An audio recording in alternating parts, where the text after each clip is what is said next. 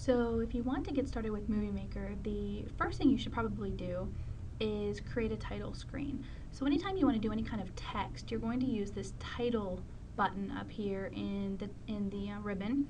So if you click on title, you'll see that it automatically pops up with a black screen and some white text that says My Movie. If you've ever used anything like PowerPoint, this should seem a little bit familiar to you. You can click and drag this text box anywhere you want to on the screen, which is nice. You can also expand it and make it a little bit bigger to accommodate your text, of course, if you have enough text there. So in this case, we're just going to say, let's see, making a movie. Okay, so our movie is going to be titled Making a Movie. There are a couple different things you can do with this first screen. You can change the background color, and you can also change the color of the text. Since we're already in the text box here, why don't we go ahead and work with the text. To do that, you're going to go ahead and highlight it just like you would text in a Word document. And if you go up here to the top, you can see now you have some options. You can change the font. You can change the size down here. You can make it bold, italics, and then you can also change the font color. Again, these should be familiar for anyone who's used a Word application before. We'll go ahead and make that red. You can also change the location of the text within that box. Okay, right now we don't have a lot of room to move, and it's centered right now.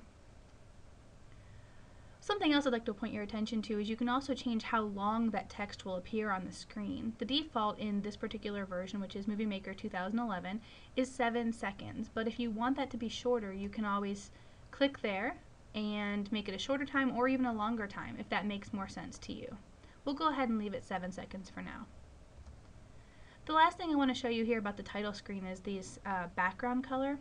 So to work with the background color, you're going to click on the back, get out of that text box, and you're going to see the text box is now no longer there. Now you're working with the background, and you can change the background color right here. If you click there, you can choose from the pre-selected palette, or you can go to more colors.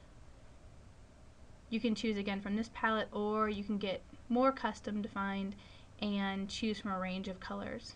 Okay? Matching really anything that you'd want to. We'll go ahead. We have a red text, so I think we'll go ahead and stick with that black background. Okay. Again, then, if you want to work with your text, you would simply need to click on the text box. Now, see, the way Movie Maker sets it up is that the bottom layer is where your text is. The middle layer, or right now the top layer, is the image or the background.